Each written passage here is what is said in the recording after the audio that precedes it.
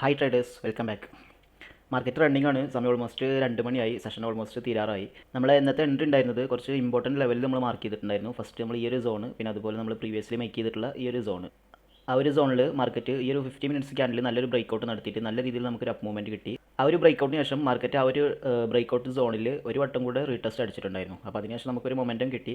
അപ്പോൾ ആ ഒരു സെയിം പോയിന്റിൽ ഇന്നും മാർക്കറ്റ് വന്നിട്ടുണ്ടായിരുന്നു. അപ്പോൾ ആ ഒരു പോയിന്റിലാണ് നമ്മളെ എൻട്രി ഉണ്ടായിരുന്നത്. അതിനുശേഷം നമ്മൾ എക്സ്പെക്ട് ചെയ്ത രീതിയിൽ നല്ല രീതിയിലുള്ള ഒരു മൊമെൻറ്റം നമുക്ക് ക്യാച്ച് ചെയ്യാൻ പറ്റിയിട്ടുണ്ട്.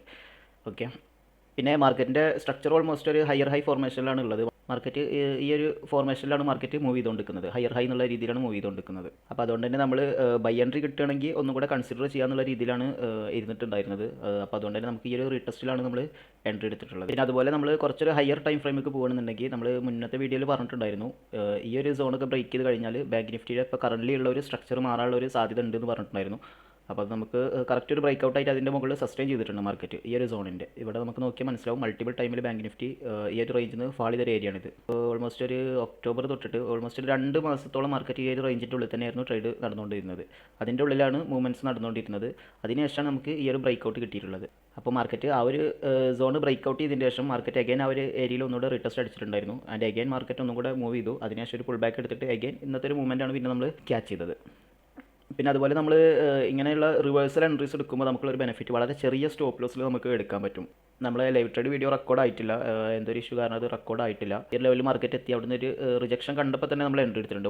ഈ ഒരു ക്യാൻഡിലിൻ്റെ വിക്ക് താഴത്തേക്ക് ബ്രേക്ക് ചെയ്ത് പോയി കഴിഞ്ഞാൽ നമ്മൾ എക്സിറ്റ് ചെയ്യാന്നുള്ള മോഡിലാണ് ഉണ്ടായിരുന്നത്. ഓക്കെ, നമ്മൾ പ്രീമിയം ചാർട്ട് നോക്കുകയാണെന്നുണ്ടെങ്കിൽ 2 എൻട്രി ആയിട്ടാണ് നമ്മൾ എടുത്തത്. ഒരു എൻട്രി നമ്മൾ ഇവിടെ എൻട്രി എടുത്തിട്ട് ഇവിടെയാണ് എക്സിറ്റ് ചെയ്തത്. ആൻഡ് അഗൈൻ നമ്മൾ ഈ ഒരു മൊമെൻറ്റാണ് ക്യാച്ച് ചെയ്തത്. ഓക്കെ, അതിന് ഓൾമോസ്റ്റ് നമ്മളൊരു 8500 റേഞ്ചിൽ പ്രോഫിറ്റബിൾ ആണ്.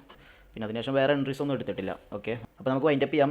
പിന്നെ ഇന്ന് ഫ്രൈഡേ ആണ്, നാളെ മറ്റേ നമുക്ക് മാർക്കറ്റ് ഓഫാണ്. അപ്പോൾ നിങ്ങൾ മാക്സിമം സമയം നിങ്ങൾ ഏത് സെറ്റപ്പാണോ യൂസ് ചെയ്യുന്നത് അത് ബാക്ക് ടെസ്റ്റ് ചെയ്യാനായിട്ട് യൂസ് ചെയ്യുക, സമയം കിട്ടുന്നവരൊക്കെ. ഓക്കെ, എൻ്റെ ഒരു എക്സ്പീരിയൻസിൽ നമുക്കിതിൽ സക്സസ് ആയി പോകാൻ വേണ്ടിയിട്ട് ഒരുപാട് ഇൻഡിക്കേറ്റർ, ഒരുപാട് സെറ്റപ്പുകളൊന്നും ആവശ്യമില്ല. നമ്മൾ ഏതെങ്കിലും 1-2 ഇൻഡിക്കേറ്റർ, പിന്നെ നമ്മൾ അതിൻ്റെ കൂടെ പ്രൈസ് ആക്ഷനും കൂടെ ബേസ് ചെയ്തിട്ട് എടുക്കണമെന്നുണ്ടെങ്കിൽ വളരെ നല്ല എൻട്രീസ് നമുക്ക് കിട്ടും. പ്രത്യേകിച്ച് നമ്മൾ ചെറിയ ചെറിയ മൊമെൻറ്റ്സ് ക്യാച്ച് ചെയ്യുന്നതുകൊണ്ട് നമുക്ക് നല്ല ഓപ്പർച്യൂണിറ്റികൾ കിട്ടും. പക്ഷേ നമ്മൾ പ്രോപ്പർ സെറ്റപ്പ് വരാൻ വേണ്ടിയിട്ട് നമ്മൾ വെയിറ്റ് ചെയ്യുക. ഇനിയിപ്പോൾ നമ്മൾ അങ്ങനെ വെയിറ്റ് ചെയ്താലും ചില സമയത്ത് നമുക്ക് സ്റ്റോപ്പ് ലോസ് കിട്ടും. അത് നമ്മളിതിൻ്റെ പാർട്ടായിട്ട് കാണുക.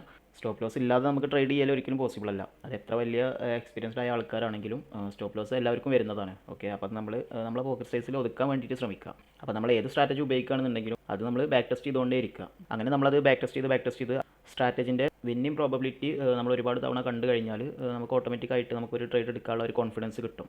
അപ്പോൾ നമ്മളെപ്പോഴും നമ്മളെ സിസ്റ്റത്തിനെ ബാക്ക് ടെസ്റ്റ് ചെയ്തുകൊണ്ടേ ഇരിക്കുക. അതുപോലെ നമ്മൾ ജേർണൽ കീപ്പ് ചെയ്യുക. അപ്പോൾ മാത്രമേ നമ്മൾ ചെയ്ത മിസ്റ്റേക്കും കാര്യങ്ങളൊക്കെ നമുക്ക് വീക്കിലി അല്ലെങ്കിൽ ഒരു മന്ത്ലി ഒക്കെ നമ്മൾ ബാക്ക് ടെസ്റ്റ് ചെയ്യുന്ന സമയത്ത് നമുക്കത് ജേർണൽ ചെയ്യുന്ന സമയത്ത് നമുക്ക് മനസ്സിലാക്കാൻ വേണ്ടി പറ്റുള്ളൂ. അപ്പോൾ നമ്മൾ സമയം കാര്യങ്ങളൊക്കെ വെച്ചിട്ട് നോക്കുക, ഇന്ന ക്യാൻഡിൽ നമ്മൾ എൻട്രി എടുത്തത് എന്ത് റീസണിലായിരുന്നു, അത് നമ്മൾ ടാർഗറ്റ് വരെ ഹോൾഡ് ചെയ്തോ, സ്റ്റോപ്പ് ലോസ് ആണോ, അതോ നമ്മൾ ഫിയർ കാരണം എക്സിറ്റ് ചെയ്തോ, അതല്ലെങ്കിൽ നമ്മൾ fear of missing out work ചെയ്തിട്ടാണോ എൻട്രി എടുത്തത്, അങ്ങനെയുള്ള കാര്യങ്ങളൊക്കെ നമുക്ക് കിട്ടും. അപ്പോൾ ഞാനൊക്കെ ബാക്ക് ടെസ്റ്റ് ചെയ്ത സമയത്ത് എനിക്ക് ഏറ്റവും കൂടുതൽ വന്നൊരു മിസ്റ്റേക്ക് ആയിരുന്നു ഫിയർ ഓഫ് മിസ്സിംഗ് ഔട്ട്. അപ്പോൾ അതൊരു ഇമോഷണൽ ഇഷ്യൂ ആണ്.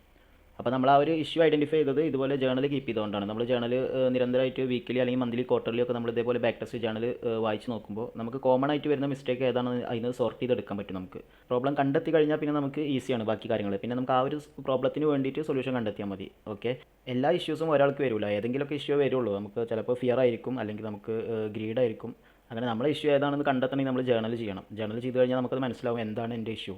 ട്രേഡ് എടുക്കുമ്പോൾ പേടിയുണ്ടോ, അല്ലെങ്കിൽ നമ്മൾ പേടിച്ച് എക്സിറ്റ് ചെയ്യുന്നുണ്ടോ, അല്ലെങ്കിൽ നമ്മൾ പാനലിൻ്റെ മുന്നിൽ എത്തിക്കഴിഞ്ഞ ഉടനെ നമുക്ക് എൻട്രി എടുക്കാനുള്ള ഒരു ടെൻഡൻസി വരുന്നുണ്ടോ, ഏതാണ് നമ്മൾ എഴുതി കഴിഞ്ഞാലുള്ളൂ നമുക്കത് ജേർണൽ ചെയ്യുന്ന സമയത്ത് അറിയുള്ളൂ.